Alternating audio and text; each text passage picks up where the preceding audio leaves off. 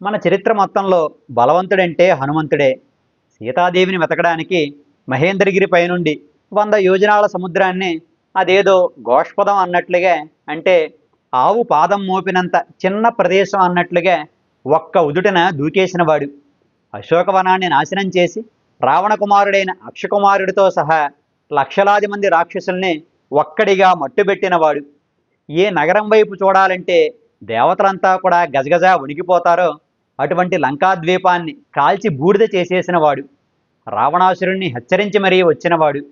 ఇంద్రజిత్తు మాయాయుద్ధానికి రామలక్ష్మణుడు సహా సుగ్రీవాది వానర వీరులంతా మూర్ఛబోతే యుద్ధరంగంలో ఒకే ఒక్కడిగా నిలిచి కైలాసగిరి దగ్గర నుండి ఔషధాలున్న పర్వతాన్ని పెకలించుకు వచ్చి తన వారందరికీ ప్రాణదానం చేసినటువంటి ఘనుడు. అంతటి బలశాలి, పరాక్రమశాలి, వీరాధివీరుడు మన హనుమంతుడు. బలంలోనే కాదు, బుద్ధి కుశలతలో కూడా ఆంజనేయుని మించిన వారు ముల్లోకాల్లోనూ లేరు. ఈ విషయం సాక్షాత్తు శ్రీరాముడే చెప్పాడు. రామలక్ష్మణుడు కిష్కింధా ప్రాంతానికి వచ్చినప్పుడు సుగ్రీవుడు వాళ్ళని చూసి బెదిరిపోయాడు. తనను చంపడానికి వచ్చినటువంటి వాలి మనుషులేమో అని కంగారు పడ్డాడు. అప్పుడు హనుమంతుడు సుగ్రీవునికి ధైర్యం చెప్పి వాళ్ళెవరో కనుక్కోవడానికి ఒక భిక్షుకుని రూపంలో వెళ్ళాడు. రామలక్ష్మణులతో మృదువుగా సంభాషిస్తూ వివరాలను ఆరా తీశాడు. ఆంజనేయుని మాట తీరు చూసి రాముడికి చెప్పలేనంత సంతోషం కలిగింది.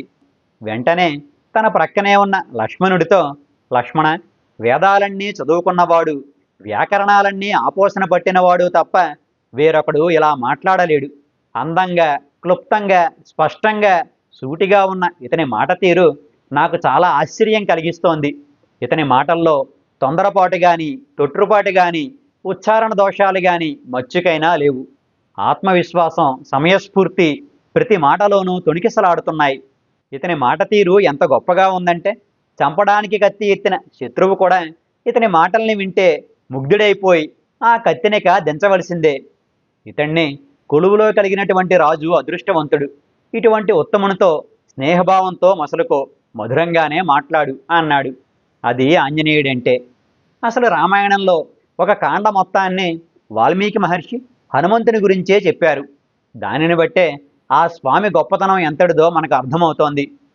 సీతాదేవి దుఃఖాన్ని పోగొట్టినవాడు, లక్ష్మణునికి ప్రాణదానం చేసినవాడు, రాముని ఆలింగన భాగ్యాన్ని పొందినవాడు, రామాయణ మహామాలారత్నంగా కీర్తించబడేవాడు మన హనుమంతుడు. రామాయణంలో ఆధ్యాత్మిక రహస్యాలు ఎన్నో ఉన్నాయి. అది సాక్షాత్తుగా కుండలినీ యోగమే అన్నది గుంటూరు శేషేంద్ర శర్మ గారి వంటి విజ్ఞులు చెప్పినటువంటి మాట. శ్రీరామచంద్రుడే పరమాత్మ. ఆ పరమాత్మ నుండి దూరంగా తీసుకుపోబడిన జీవాత్మే సీతాదేవి. అలా వేరైన జీవాత్మను తిరిగి పరమాత్మతో అనుసంధానం చేసిన ఆచార్యుడే హనుమంతుడు. అటువంటి ఆచార్యుడైన ఆంజనేయుడు సుందరకాండలో మనోగతంగా అనుకున్న 3 విషయాలు ప్రతి మనిషి గుర్తుంచుకోదగ్గ జీవన సూత్రాలు.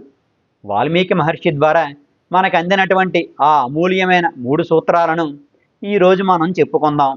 ముందుగా మొదటి సూత్రం. ఆంజనేయుడు సీతాదేవి జాడ కనిపెట్టడానికి రావణాసురుని అంతఃపురం అంతా వెతికాడు. కానీ ఎక్కడ ఆ జానకీదేవి జాడ కనిపించలేదు. దానితో ఆ స్వామికి దిగులు పట్టుకుంది. అసలు సీతాదేవి జీవించి ఉందో లేదో అన్న అనుమానం కూడా కలిగింది. సీతాదేవి కనబడలేదన్న విషయం వింటే రాముడు ఖచ్చితంగా బ్రతకడు. రాముడు మరణిస్తే లక్ష్మణుడు, సుగ్రీవుడు, అంగదాదులు అందరూ ప్రాణాలు వదిలేస్తారు. అక్కడ అయోధ్యలో కూడా ఎవ్వరూ మిగలరు. నా ఒక్కడి వల్ల ఇంత వినాశనం జరగబోతోంది. నేను తిరిగి వెనక్కు వెళ్ళకూడదు. ఇక్కడే ఎక్కడో చెట్లపై ఉంటూ దొరికిన కాయో పండో తింటూ బ్రతికేస్తాను. అయినా అలా బ్రతకడం కంటే కూడా చావడమే మేలు. సముద్రంలో పడటమో, అగ్నిలో దూకడమో చేస్తాను. లేదంటే నా శరీరాన్ని క్రూర జంతువులకు ఆహారం చేసేస్తాను. నేను ఏ కార్యం సాధించడానికి ఇక్కడికి వచ్చానో ఆ పని జరగనప్పుడు ఇక చావడమే మంచిది అంటూ ఆత్మహత్యకు సిద్ధపడ్డాడు. అయితే ఆత్మహత్య చేసుకునే ముందు మరలా ఒక్క క్షణం పాటు ఆలోచించాడు. అప్పుడు ఆంజనేయునికి ఇలా అనిపించింది. వినాశే బహవో దోష జీవన్ భద్రాణి పశ్యతి తస్మాత్ ప్రాణాను ధరిష్యామి ధ్రువో జీవిత సంగమ. ఇప్పుడు నేను ఆత్మహత్య చేసుకుని సాధించేదంటూ ఏదీ లేదు. కనీసం ప్రాణాలతో ఉంటే ఏనాటికైనా అనుకున్నది సాధించవచ్చు, సుఖాలు పొందవచ్చు. అందుకే నా ప్రాణాల్ని నిలుపుకుంటాను. ఇది సూక్ష్మంగా ఆ శ్లోకం యొక్క సారాంశం. ఆంజనేయుడంతటి వాడికి కూడా ఆత్మహత్య చేసుకోవాలన్న బుద్ధి పుట్టింది. కానీ ఒక్క క్షణం పాటు తన ప్రయత్నాన్ని వాయిదా వేశాడు. నేను చావడం వల్ల ఏమిటి ప్రయోజనం అని ప్రశ్నించుకున్నాడు. చావు తన సమస్యకు పరిష్కారం కాదనుకున్నాడు. నిరాశ నుండి తేరుకుని మరలా ప్రయత్నించాడు. ఈసారి తాను అనుకున్న కార్యాన్ని సాధించగలిగాడు. అశోకవనంలో సీతాదేవిని చూశాడు. ఆమెకు రాముని కుశలం చెప్పి రామముద్రికనిచ్చి సంతోషపెట్టాడు. ఆత్మహత్య ఆలోచన నుండి ఆ జానకీదేవిని కూడా బయటకు తీసుకువచ్చాడు. ఆపై రాక్షసుల్ని చంపి రావణుణ్ణి హెచ్చరించి లంకను తగులుబెట్టి రాముడి దగ్గరికి వెళ్ళాడు.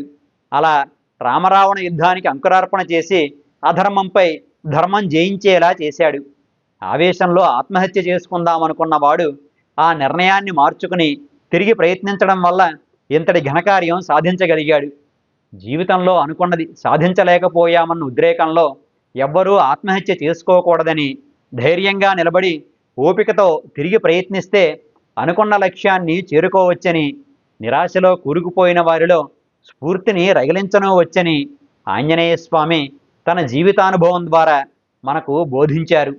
హనుమంతుడు ఇలా తన ప్రత్యక్ష అనుభవంతో ప్రబోధించిన ఈ జీవన సూత్రం ఈనాటి విద్యార్థులకు, వ్యాపారస్తులకు కొండంత అండగా నిలుస్తుంది. పరీక్షల్లో తప్పడం, వ్యాపారంలో నష్టపోవడం మొదలైన సమస్యలకు చావు పరిష్కారం కానే కాదు. ఆత్మహత్య అనే ఆలోచనను ప్రక్కన పెట్టి ధైర్యంతో మరలా మరలా ప్రయత్నిస్తే అనుకున్న లక్ష్యాన్ని సాధించవచ్చు. ఊహించనంత ఎత్తుకు ఎదగవచ్చు. ఇతరులకు స్ఫూర్తిగా నిలవవచ్చు. ఇదే హనుమంతుడు చెప్పినటువంటి మొదటి జీవన సూత్రం. వినాశే బహవో దోష జీవన్ భద్రాణి పశ్యతి. ఇక రెండవ సూత్రం. హనుమంతుడు సీతాదేవిని అశోకవనంలో మొదటిసారిగా చూసినప్పుడు ఆమె కష్టాలు చూసి కన్నీళ్లు పెట్టుకుని ఇలా అనుకున్నాడు.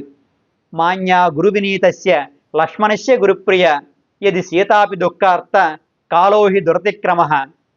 వినయ సంపన్నుడైన లక్ష్మణునికి పూజ్యురాలు, శ్రీరామునికి ప్రియురాలు అయిన సీతాదేవి కూడా దుఃఖంతో బాధపడుతోంది. కాలాన్ని ఎవ్వరూ అధిగమించలేరు. ఇది ఆ శ్లోకానికి భావం. మహావీరుడు, వినయ సంపన్నుడు అయిన లక్ష్మణుడు వదినగారైన సీతను తల్లిలా భావించి నిత్యం పూజిస్తుంటాడు. ఇక లోకోత్తర వీరుడు, మర్యాదా పురుషోత్తముడైన శ్రీరాముడు తన భార్య అయిన సీతను ప్రాణం కంటే మిన్నగా ప్రేమిస్తుంటాడు. అలా రామునిచే ప్రేమించబడేది, లక్ష్మణునిచే పూజించబడేది అయిన సీతకు కూడా కష్టాలు తప్పలేదంటే మన వంటి సాధారణ వ్యక్తుల విషయం చెప్పాల్సిన అవసరమే లేదు. కాలానికి కనికరం లేదు. అది ఎవ్వరి మీద దయ చూపించదు. ఎంతటి వారైనా సరే కాలప్రవాహంలో సుఖాలతో పాటు కష్టాలను అనుభవించక తప్పదు. సుఖాల తరువాత కష్టాలు, కష్టాల తరువాత సుఖాలు వస్తూనే ఉంటాయి. అది కాలం యొక్క స్వభావం. ఈ విషయాన్ని గ్రహించగలిగితే జీవితంపై సానుకూల దృక్పథం ఏర్పడుతుంది. కష్టాలకు బెదిరిపోని తత్వం అలవడుతుంది. మానసిక ప్రశాంతత లభిస్తుంది. ఇదే హనుమంతుల వారు చెప్పినటువంటి రెండవ జీవన సూత్రం, కాలోహి దురతిక్రమ. ఇక మూడవ సూత్రం. హనుమంతుడు సీతాదేవిని దర్శించి ఆమెకు రాముని ఉంగరాన్నిచ్చి ఆనందింపజేస్తాడు. ఆపై అశోకవనాన్ని ధ్వంసం చేస్తాడు. రావణాసురుడు ఆంజనేయుని తోకకు నిప్పు పెట్టిస్తాడు. అదే నిప్పుతో ఆ లంకానగరాన్నంతా తగులబెట్టేస్తాడు హనుమంతుడు. మంటల్లో కాలిపోతున్న ఆ లంకను చూస్తున్న హనుమంతునకు హఠాత్తుగా సీతాదేవి గుర్తుకు వచ్చి గుండె గుభిల్లుమంది. ఆ జానకీదేవి కూడా తాను రగిలించిన ఈ మంటల్లో ఆహుతైపోయిందేమోనన్న అనుమానం కలిగి దుఃఖం పొంగుకొచ్చింది. ఒళ్ళెరగని తన కోపానికి తనను తానే నిందించుకున్నాడు. ఆ సమయంలో ఇలా అనుకున్నాడు. వాచ్యావాచ్యం ప్రకిపితో నా విజానాతి కర్హిచిత్ నా కార్యమస్తి క్రుద్ధస్య నా వాచ్యం విద్యతే క్వచిత్. బాగా కోపంలో ఉన్నవాడికి ఏం మాట్లాడవచ్చో ఏం మాట్లాడకూడదో తెలియదు. అటువంటి కోపిష్టికి చేయరాని పనిని గాని అనకూడని మాటని గాని ఏదీ ఉండదు. ఇది ఆ శ్లోకానికి భావం. అలా ఆంజనేయుడు మనకి ఇచ్చినటువంటి మూడవ సందేశం కోపాన్ని అదుపులో పెట్టుకోమని. ఈనాడు సమాజంలో జరిగే ఎన్నో దారుణాలకు క్షణికావేశం కూడా ఒక ప్రధానమైన కారణం.